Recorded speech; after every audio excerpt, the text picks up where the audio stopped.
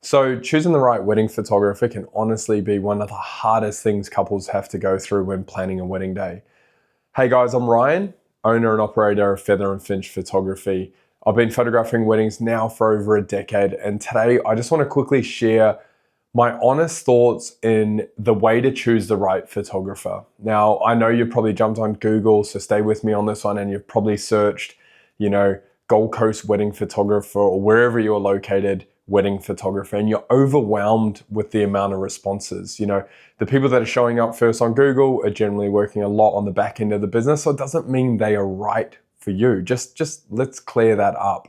The best marketer doesn't mean that they are the right photographer for your wedding day. So, if you really care about feeling comfortable and natural on your wedding day, look beyond who's coming up first. Look beyond, the algorithm on social media and think about what's right for your wedding day.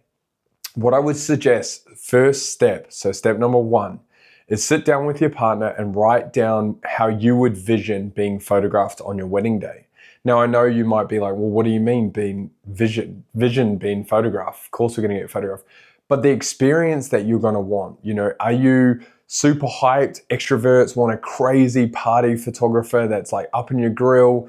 That's cool. Are you more on the opposite spectrum where you want someone quiet and then they can allow you to have quiet moments?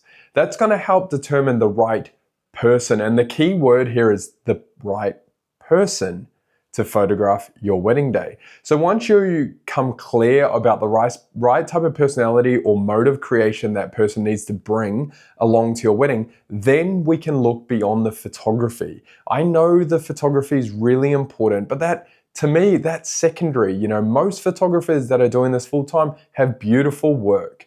So that's number one, if you want to feel comfortable on your wedding day. Second, if you really value the art of photography and you've got, an eye for composition, lighting, and you're really drawn to something unique. Now, what you need to do then is you need to search for the photographer that has that style, that has a unique way of creating in the way that you would envision your art to be or your photographs to be created.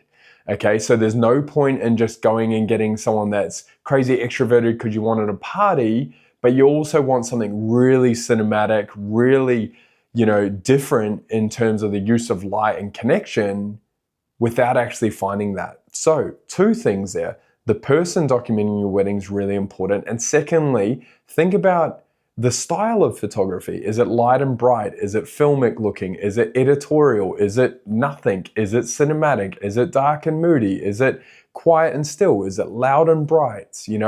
And that's going to help, again, start narrowing down the options, especially if you're jumping on Google or social media. Those places are pretty busy. So we've got two key factors coming up there. Now, the third one was once you narrow down what you want and you've found, say, a few photographers that you're like really loving their work, you've looked deep into the reviews, so that's another key. See other people's experiences through their words. So Google reviews are amazing because you get to see what other people actually went through.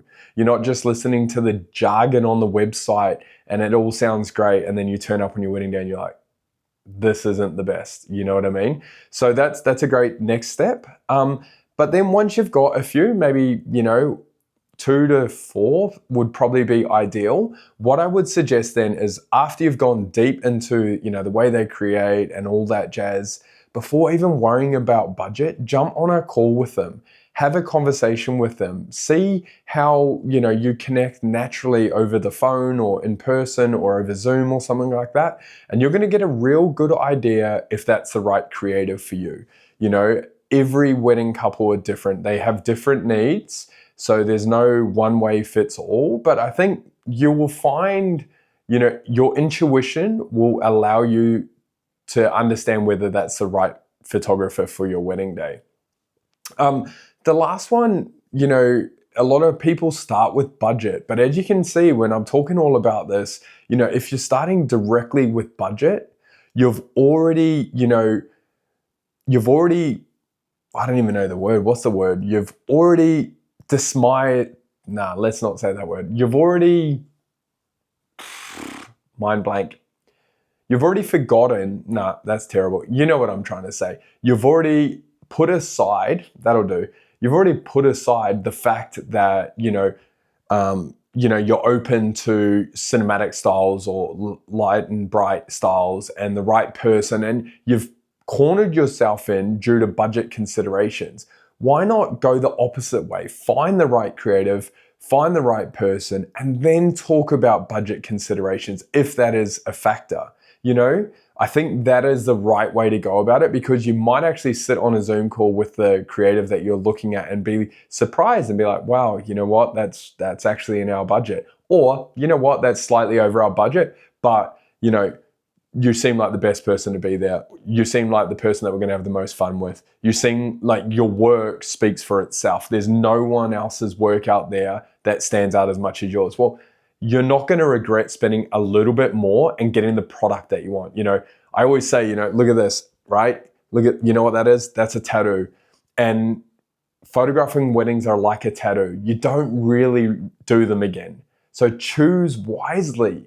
Don't just go willy-nilly and just, whatever. But you know what? Who am I to say? If you don't care, sweet. You probably shouldn't be watching this video anyway. But if you do care, what biased because I am a photographer, but I would spend the majority, even more than the venue on my photographer, because I've seen it go the other way. When, a couple plan a beautiful wedding, they got an amazing venue, and they just book a random photographer, they have a terrible experience, they feel super uncomfortable, the editing sucks, and they get left with those photos. What's the point? What is the point? So that are my tips on how to choose the right photographer. Feel free to comment below. I'm always happy to help, and I hope this helps all those couples planning a wedding day.